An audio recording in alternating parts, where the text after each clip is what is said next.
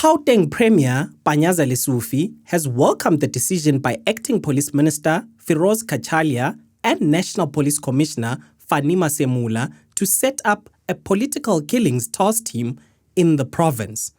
Masemula announced this decision last week on the sidelines of the 27th Interpol Africa Regional Conference. Lesufi explains that the alarming rate of political killings necessitated this. The political killings, the numbers are shocking. They're still trickling in. We have to extend it even to 2010. Lesufi has urged the SAPS to extend the terms of reference for the task team to include unresolved killings in the taxi industry. He also calls on those with information that might aid in the investigation to come forward. All those that might have information about political and administrative killings in our province, especially those that are employed within government, either at national, provincial or local government, to make use of the establishment of this unit so that we can resolve these matters once and for all. Lesufi explains that the process of establishing a task team has been long in the making. 3 years ago, he said the ANC assigned him to meet with the then Police Minister, Bheki Cele, and formulate a database of all the political and administrative related killings within Gauteng. Given the shocking figures, as he described them, that are still being tallied, the decision has since been made to put together a team to probe these killings. Lesufi was briefing the media following the Gauteng Executive Council Lekgotla. He announced the relaunch of the Nasispani project, saying the provincial government desperately needs capacitation as it currently can't even do the basics without going out to tender. Lesufi also argues that these young people who will be upskilled will then be used to finish government projects that continue to lay dormant.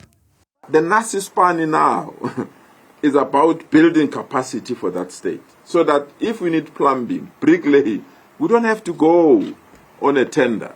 The same budget, it's 13 billion rands of unfinished projects. Just tell me 13 billion rands.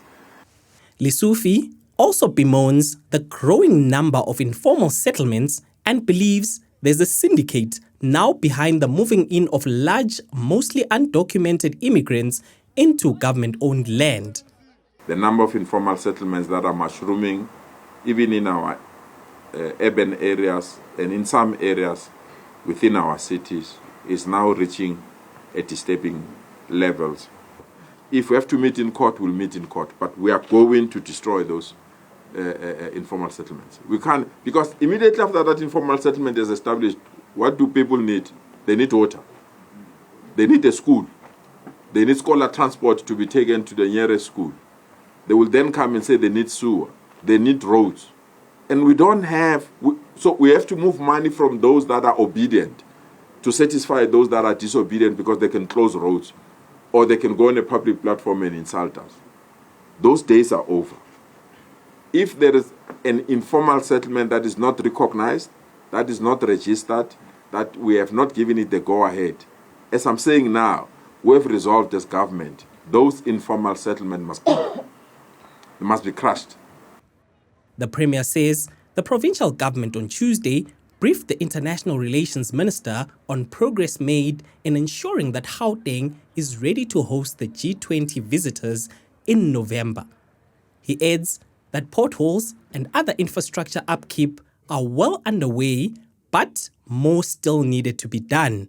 For Newzroom Afrika on Channel 405, I'm Juniour Khumalo at the Premier's office in the Johannesburg CBD.